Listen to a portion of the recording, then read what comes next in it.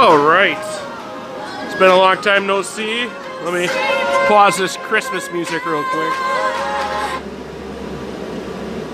James, what's the date today? November 17th. Christmas time. Alright. So it's been a long time. The reason why I'm bringing you back right now is I've done a few projects where I should have filmed, but I didn't feel like filming. So I'm going to show you a couple projects and show you the process that I went through for, well, I'll get into that. You'll see. First thing on the agenda, though, is to, it's been a while, guys. Hold on. I can't remember how to flip this thing. I don't think I can. That's right. Okay. First thing on the agenda is I have to clean up this mess right here. So let's get to it. I also had to change out this blade on this guy. I thought the blade was the problem, but it turns out the factory adjustments were the problem. This is for the upcoming project, and so is these boards as well. But you'll see all that in a bit. Okay, and so what I'm doing here is cleaning up. I'm trying a different recording style, and that includes voiceover. So let's see how this goes. I listened to a lot of Christmas music during this build, so I don't want my YouTube channel to get reported because of copyright infringement.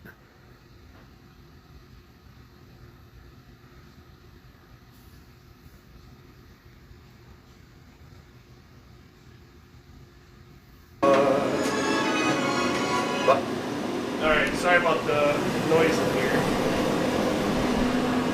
But it's kind of cold and I got that thing going. Actually, I can turn it down a bit now. Alright, it is 54 degrees on here. And 38 outside. Not too shabby. Okay. So I don't think this surface is gonna do for what I need. It's really not level or flat, and I need a really flat surface. So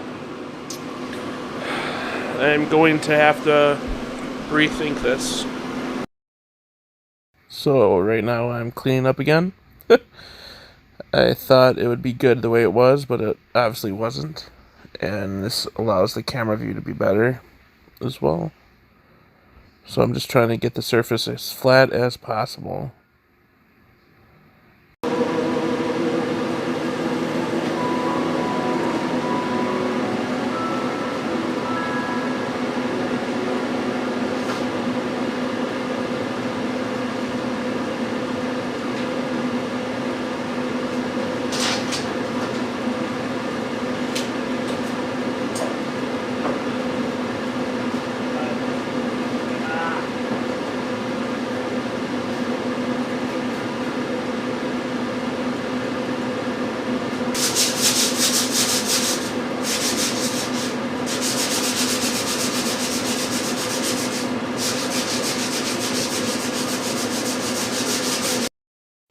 So as you saw in the last clip, I marked out the section that I thought I needed for the boards to be able to fit, and now I'm sanding and removing any nails or staples that could prevent this from working.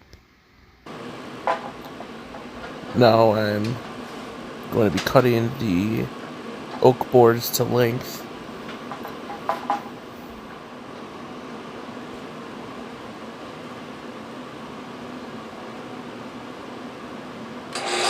There'll be 3 of them. And I screw up in this measurement as well because I forgot that the dimensions at the hardware store of lumber aren't the actual true dimensions. And this is not the first time I've screwed up, and it won't be the last. I was going for a 24 by 18 width board, so I figured, oh, there's 6 inches wide, so 6 times 3 is 18. However, it came up to about 16 inches because they aren't actually 6 inches wide. Speed this up for you guys so you don't have to see me cutting each one. Also checking to make sure that the cuts are square.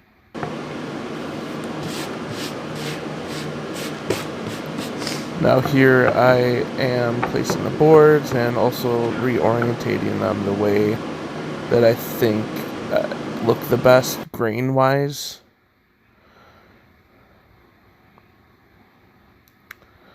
I don't think I liked the way it looked initially, so I flipped one of the boards. Now this is a stop block I'm putting on the bottom of this board. You'll see why in a second. This is a wedge system. It allows me to clamp the boards together without using clamps, essentially, and is a lot better than clamps because it allows everything to lay flat.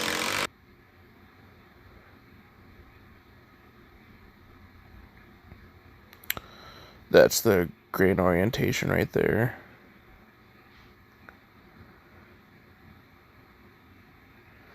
And then glue up.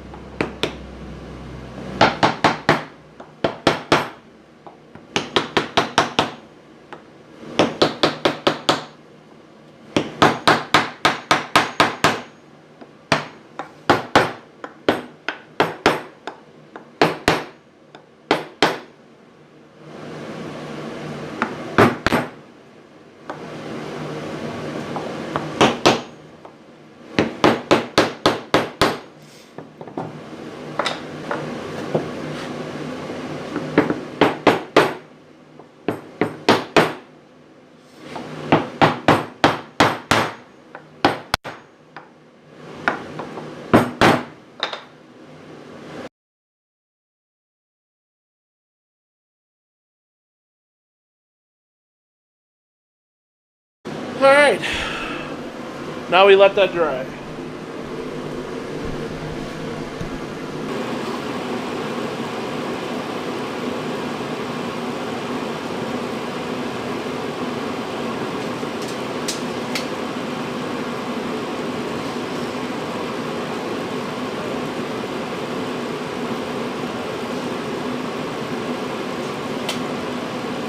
You know, I want to try to stay ahead of, because that other piece is drying right now. But it's not completely flush on that board that's drying up that you just saw. So I'm going to have to run that through the table saw to flatten the sides. This is going to be like a picture frame going around it, standing on edge. So the tolerances are really tight. It's going to be standing on edge like this. So I gotta wait for that to dry up, so that way I know what the final dimensions are. So if I cut it now, I'm gonna have to recut. So might as well wait. It should be.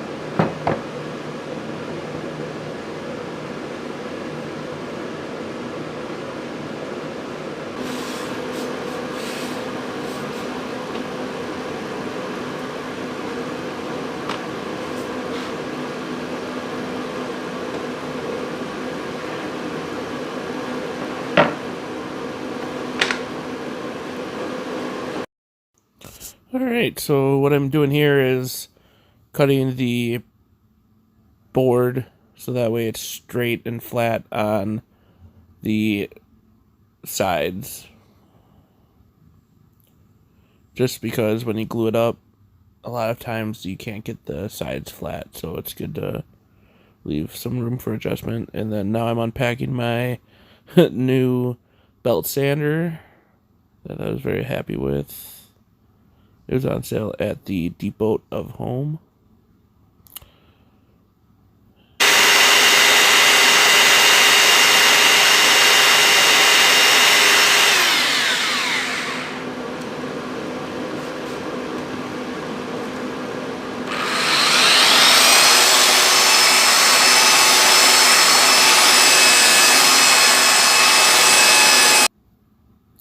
And then I sand it.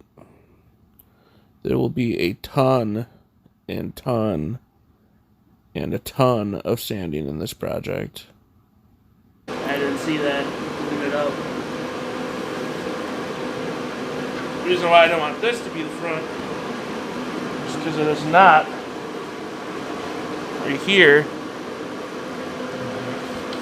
But I think I'm actually going to be able to cover that up. Well, let's see if we can make this the front.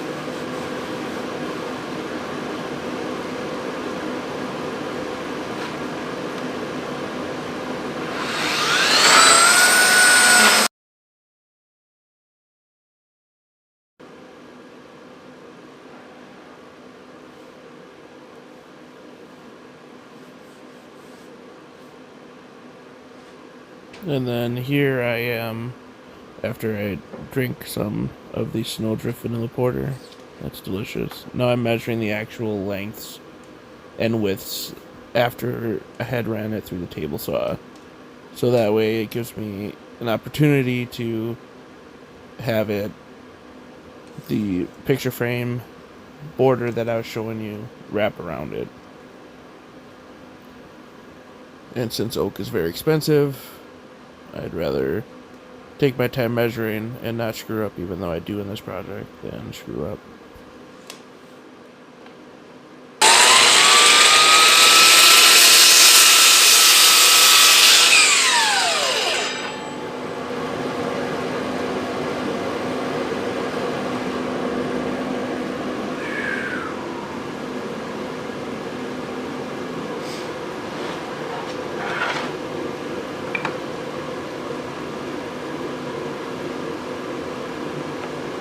What did I do?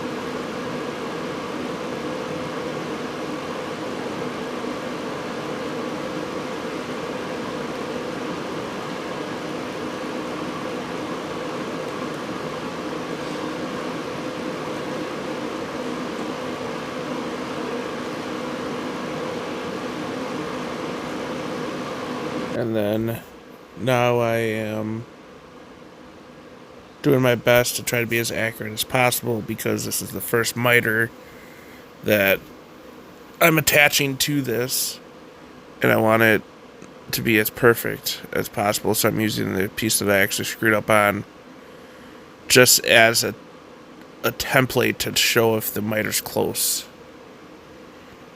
And then after I realize that I have to turn the gun on first so you use it, I then sink the first nail into this project.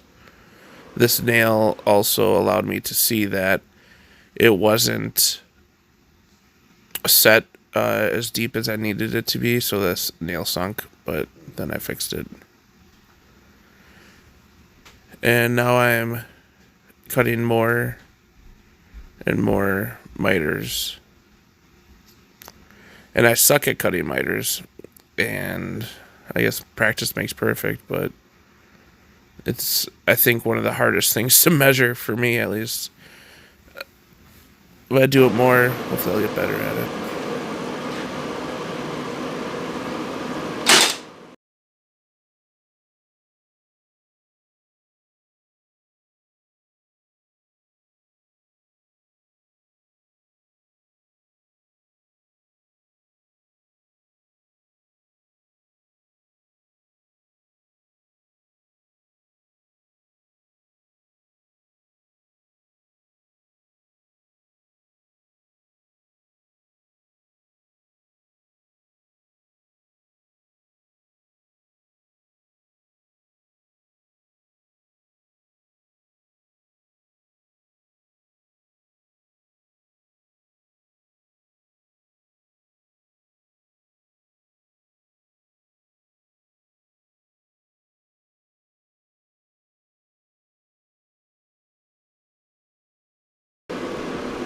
Full disclosure, I screwed up on the first cut, so I gotta go back to Home Depot and get another 3 feet of this crap.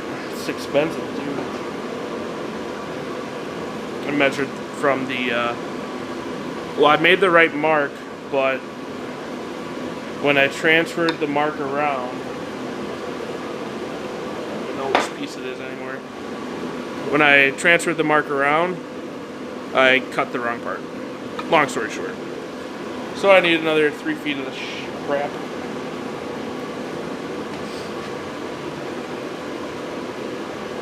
Fun.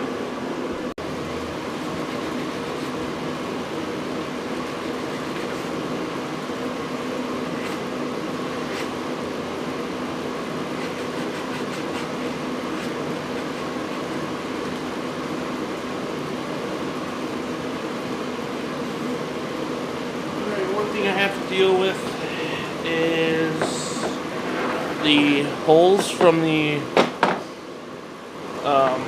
nail gun, and careful with that corner.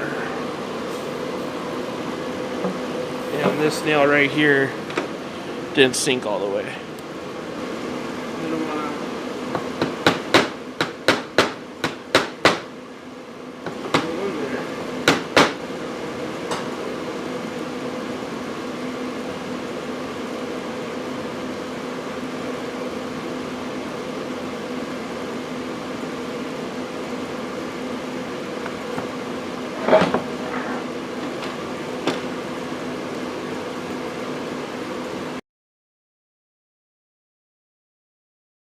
If a woodworker ever tells you he's never used wood filler,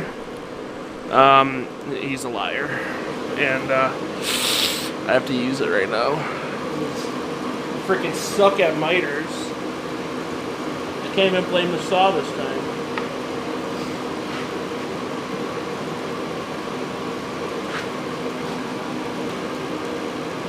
I don't know why I always like to do miters. I suck at them. I think it's just because they look so much better, you know?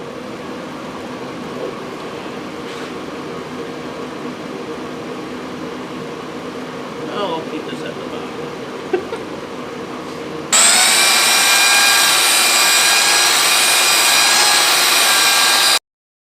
So now it's sanding, and more sanding. Sanding the back there, trying to make it more presentable. Hand sanding the top with 320 grit sandpaper, and the sides. Another project I finished, the card box. Same process, sand it, stain it, and then poly it. There's a lock on here, and then there's a device inside there that'll come out and wrap around a table leg, so that way no one can take it easily.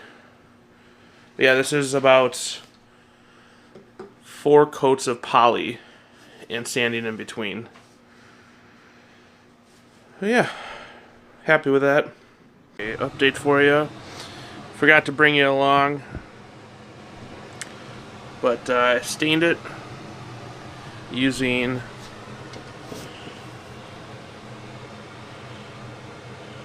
this stain.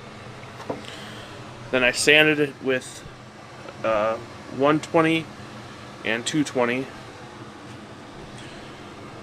And then I used this to poly over it. Nice sheen on it. And then I have to paint these still white. And then these go together inside here to form the cross. And then these will be the knobs for each, you'll see, and the rope. Yeah. I will keep you guys updated on the progress then. Alright.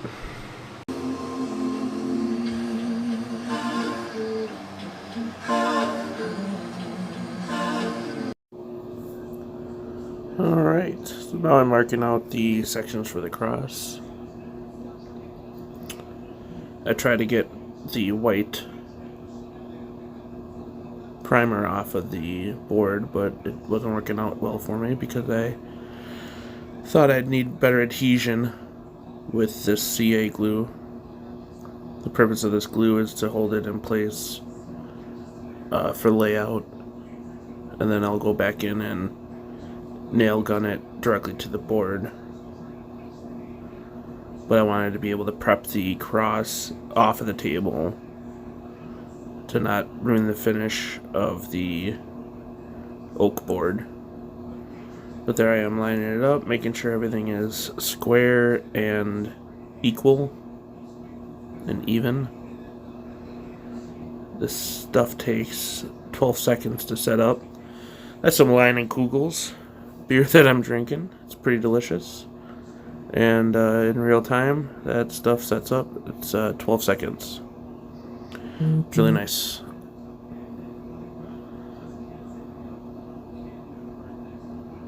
But doing that allowed me to be able to prep the cross while also doing another coat of poly. So I'm sanding with 320 grit sandpaper on this again to prepare it for polyurethane.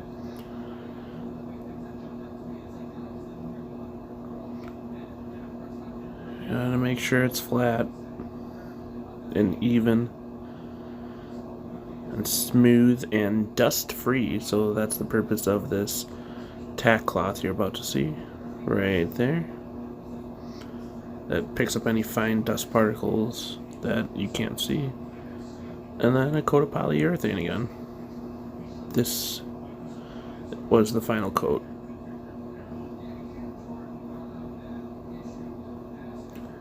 And now I'm laying out the holes for the knobs. As you can see, I already sanded the cross and added wood filler to it to hide the edges. And some more wood filler. And then I'll sand it again.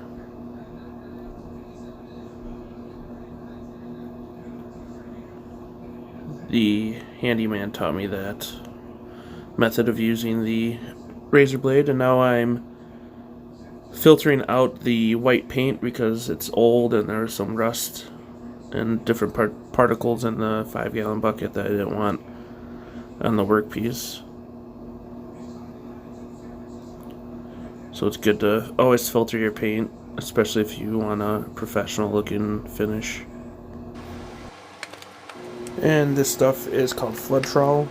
It is to basically it allows you to remove brush and or roller marks, so it thins out the paint so that way it flows, and it basically looks like it was sprayed on as opposed to applied manually, which is always a more professional looking finish.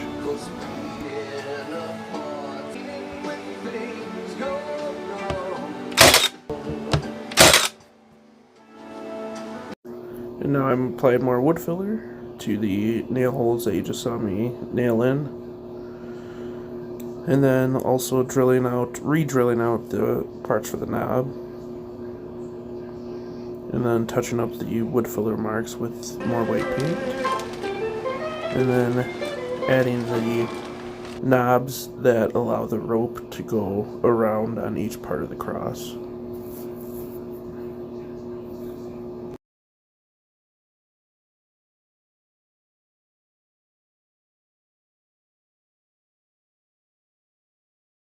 I got ahead of you guys, sorry about that. I lost track, forgot that I was recording all this. So I got this all routed. 3 strands. And this guy. And this guy goes right there.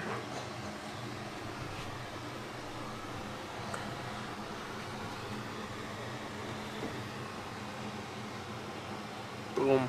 Alright. So you saw the final product. Now all I gotta do is a thin coat of polyurethane over the vinyl, just to make sure it stays there for essentially all of eternity. So, alright, here we go.